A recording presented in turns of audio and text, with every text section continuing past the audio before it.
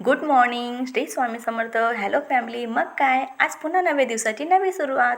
आज आमचा सकाळी बेत होता फ्लावर वाटाण्यांची भाजी आणि पोळ्या करायच्या म्हटलं. मग काय केला सुरुवात. आधी फ्लावर आणि वाटाणे छानपैकी स्वच्छ करून घेतले आणि थंड पाण्यामध्ये त्याला धुवून घेतलं. मग पुन्हा उकळत्या पाण्यामध्ये त्यांना धुवून घेतलं आणि धुतल्यानंतर म्हटलं चला आता पटकन भाजी बनवायला सुरुवात करते. मग काय, भाजीसाठी लागणारं साहित्य मी तसंच कापून घेतलं होतं. छान कडक असं तेल केलं, त्यात जिरे लसूणची फोडणी दिली, कांदे टाकून घेतले, टमॅटो टाकून घेतले, मिरची टाकली, हिरवी मिरची टाकली, धनेपूड टाकली, जिरं, थोडीशी हिंग आणि मीठ वगैरे टाकून मी छान परतून घेतलं. मग त्याच्यामध्ये मी ॲडेड केलं होतं फ्लावर आणि वाटाणे, छान परतून वगैरे घेतले.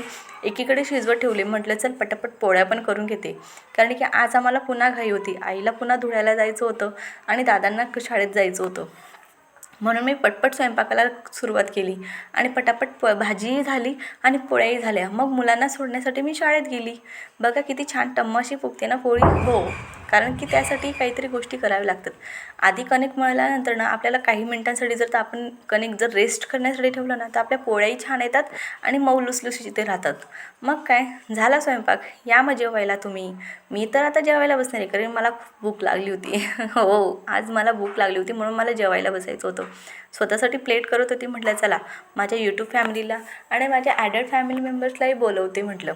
मग काय, छानपैकी ताट वगैरे तयार केला आणि म्हटलं चला आता जेवायला बोलूया. रोज तर आमचे साहेब असतात, पण आज ते उशिरा येणार होते म्हणून आज मी एकटीनेच जेवण केलं होतं. आज लवकर सगळ्यांची जेवणं झाली होती, मी मात्र एकटी बाकी होती. मग काय, बाय बाय.